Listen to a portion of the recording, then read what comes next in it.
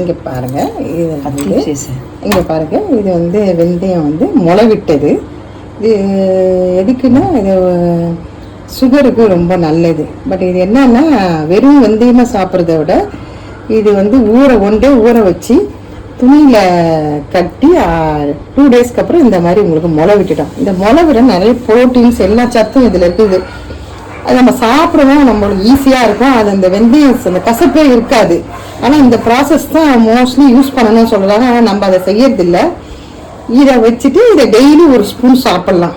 சாப்பிட்டீங்கன்னா நல்ல சுகர் வந்து கண்ட்ரோல் கொண்டு வரும். எப்பமா சாப்பிடணும்? இது வந்து மார்னிங் வந்து நீங்க எடுத்துக்கலாம். இல்ல சாப்பிட்றதுக்கு முன்னாடி இதுல ஒரு ஸ்பூன் எடுத்து நம்ம 1/2 hour முன்னாடி சாப்பிட்றதுக்கு முன்னாடி இந்த 1/2 hour முன்னாடி இந்த ஒரு ஸ்பூன் எடுத்து நீங்க எடுத்துக்கிட்டீங்கன்னா நல்ல சுகர் வந்து கண்ட்ரோல் ஆயிடும். நீங்க 1 month இதை ஃபாலோ பண்ணாலே போதும்.